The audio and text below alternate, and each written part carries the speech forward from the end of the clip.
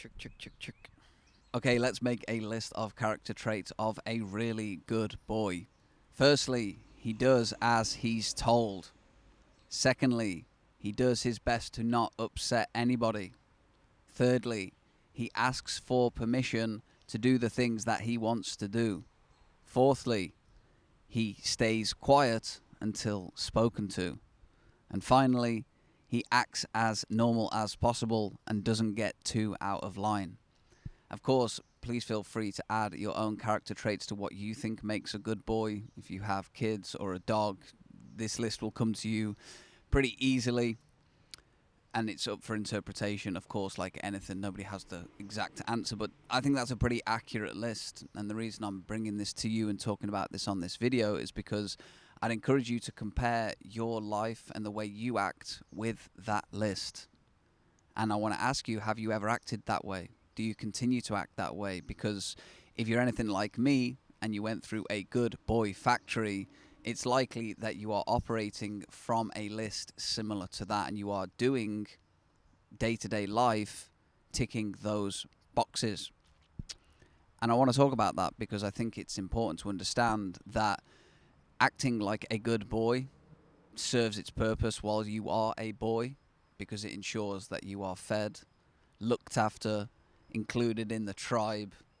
But there comes a point where you are no longer a boy and you are a adult, and therefore you could arguably be better off performing life as a man and acting like a man, not acting like a good boy. And the problems come when you act like a good boy in a man's world, because if we take that list of character traits, how do you think the world is going to respond to you if you are acting that way? If you are always doing as you are told, you will end up doing what other people don't want to do and likely receiving money for that. If you are always doing your best to not upset anybody, it's likely that you aren't standing on the truths that are true in your heart because you're too worried about upsetting other people, and therefore you become a chronic people pleaser. If you are always asking for permission to do what you want in this world, you will never do what you want in this world, because who ultimately are you waiting for permission from? As a boy, it's your parents or your guardian or whoever is looking after you. As a man, who is it? Who are you waiting for permission from? If you are always staying quiet until spoken to as a man, you will never be heard. The unique beliefs and thoughts and ideas that are in your heart and mind will never be expressed. And if you are not getting too out of line and staying normal, very quickly you're going to end up in a box. And the interesting thing for me, after spending many years as a good boy in a man's world, but then transitioning into a man and helping other men as clients, is I see this often, that as a really good boy in a man's world, life externally doesn't always look too bad.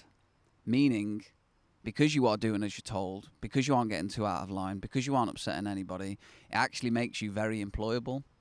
And it means that you are likely going to be getting paid. It also means that nobody's going to be upset with you. It means that you're not talking too loudly, so nobody really listens, and you don't get the negative feedback of critics or trolls or anything like that when you put your actual true thoughts out into the world. So externally, life can actually appear pretty good. You know, you can feel pretty good about what you're doing, but it's the internal turmoil that I want to talk about and want to share about, because it's something that I don't think is getting spoken about too frequently. Because if the external world is right, why would you feel bad inside? Well, clearly that's not what's happening with the male suicide rate ever increasing, with the male discontent ever increasing. Is it that externally, as really good boys, life is going well, but internally there's something missing? There's a fire that is within us as men, as males, that I believe God gave us. This unique fire that manifests itself in a multitude of different ways. If that has not been stoked because we are being really good boys, then the turmoil begins and it sets in. And week after week, month after month, year after year, that turmoil can grow because we are not acting as men in a man's world. And we are likely getting taken advantage of.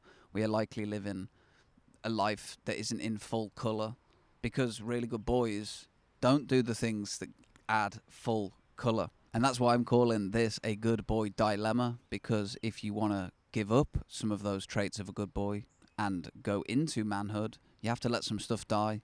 And it's a dilemma. It's like stick or twist. Do I stay in this lane where it's like kind of okay, but the inner turmoil is kind of eating me up? Or B, do I twist, and do I actually drop some of those character traits and initiate into manhood and operate from a completely different credo that is definitely going to upset some people, is definitely going to involve me speaking my truth, it's definitely going to be me never asking for permission to do the things that I want to do, it's definitely going to be me acting outside of the normal and pursuing what's on my heart. You know, that's a risk. There's risk there. The ego is at risk. Safety is at risk.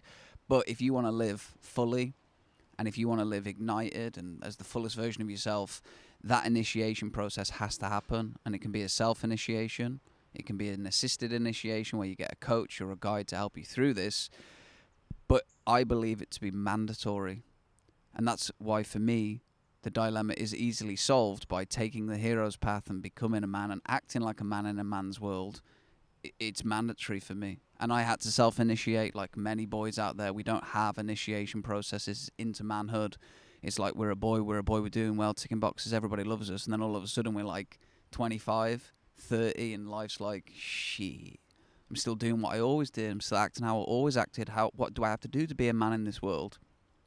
There's no initiation process. That's been lost in Western society. And that's why, from my perspective, a lot of the turmoil around us is because there are a lot of adult boys living in a man's world and their life just isn't what they want it to be.